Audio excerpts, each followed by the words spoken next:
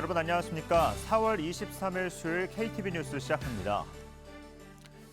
한미 2+2 홍상협의가 우리 시간으로 내일 밤 시작됩니다. 미국에 도착한 최상목 경제부총리는 우리 정부의 입장을 적극적으로 설명하겠다고 밝혔습니다. 이혜진 기자의 보도입니다. 미국과 고위급 통상 협의를 위해 워싱턴 DC에 도착한 최상목 경제부총리는 한미동맹을 더 튼튼히 하기 위한 논의를 시작하러 왔다고 말했습니다. 최 부총리는 미국이 관심을 갖는 사안을 경청하고 우리 정부 입장도 적극적으로 설명하겠다고 밝혔습니다. 이렇게 해야 한미 양국에 서로 도움이 되고 이해의 폭도 넓힐 수 있다는 설명입니다. 최 부총리는 이어 통상협의에 최선을 다할 것이며 협의 결과는 24일 목요일에 전하겠다고 덧붙였습니다. 최 부총리는 현지 시간 23일부터 열리는 주요 20개국 재무장관 회의와 24일 한미 2+2 통상협의에 참석합니다. 도널드 트럼프 미국 대통령은 지난 2일 상호관세 발표 후 국가별 상호관세 부과는 유예 기간을 둔 뒤 최우선 협상국을 지정해 각국과 본격적인 협상을 진행하고 있습니다. 이렇게 마련된 한미 2+2 통상협의회는 최 부총리와 함께 안덕근 산업통상자원부 장관이 자리하고 미국에선 스콧 베선트 재무장관, 제이미슨 그리어 미국 무역대표부 대표가 참석할 예정입니다. 미국 백악관은 이번 주에만 34개 국가와 회담하는데 이른바 트럼프 속도로 움직이고 있다고 전했습니다. 백악관이 언급한 34개국에는 한국도 포함돼 있습니다. You have Secretary Bessent, Secretary Lutnick, Ambassador Greer, NEC Director Hassett, and Peter Navarro, the entire trade team, meeting with 34 countries this week alone. We are moving at Trump speed to ensure these deals are made on behalf of the American worker and the American people. 백악관은 이어 미국과 무역 합의를 원하는 국가가 100곳 이상이며 지금까지 18건의 제안서를 받았다고 밝혔습니다.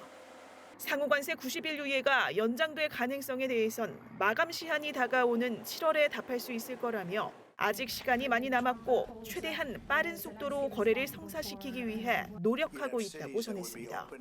KTV 이혜진입니다. 국제통화기금 IMF가 올해 세계 경제 성장률 전망치를 2.8%로 하향 조정했습니다. 한국의 올해 성장률 역시 1%포인트 낮췄는데요. IMF는 무역 긴장 등 글로벌 불확실성을 반영해 대부분 국가의 성장 전망을 하향 조정했다고 밝혔습니다. 신국진 기자의 보도입니다.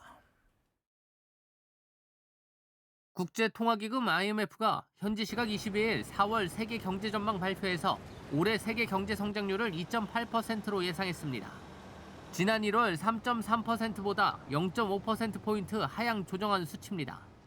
우리나라 전망치 역시 지난 1월 2%에서 1%로 1%포인트 낮췄습니다. 이번 발표에서는 최근 정책 불확실성을 감안해 기존 단일 전망 대신 4월 4일 기준일에 따른 기준 전망과 보완 전망을 함께 제시했습니다. 개별 국가별 조정폭도 달랐습니다.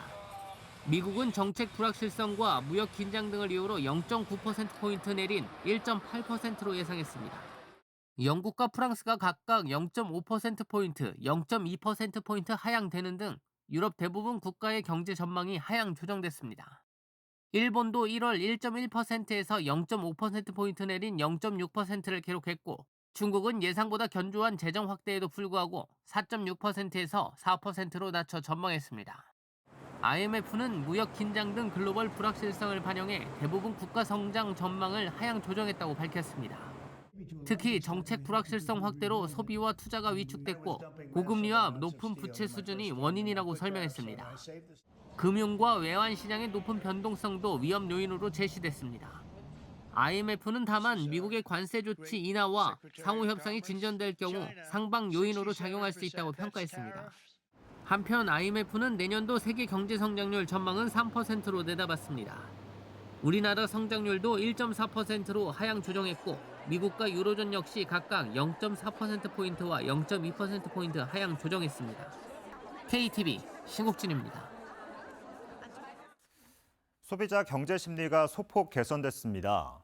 한국은행이 발표한 올해 4월 소비자 동향 조사를 보면 소비자 심리 지수는 93.8로 지난달보다 0.4포인트 올랐습니다.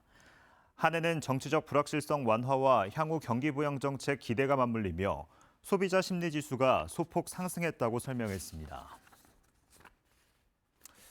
고용노동부가 현장 점검의 날을 맞아 최근 화재와 붕괴 등 사고가 잇따라 발생한 건설 현장을 집중 점검합니다. 고용부는 지방 고용관서별로 위험 현장을 선정해 감독과 점검, 기관장 현장 방문, 캠페인, 교육 등을 실시할 예정입니다. 1억 원 미만의 소규모 건설 현장에 대해선 한국산업안전보건공단을 통해 주요 위험 요인에 대한 기술 지원을 제공할 방침입니다.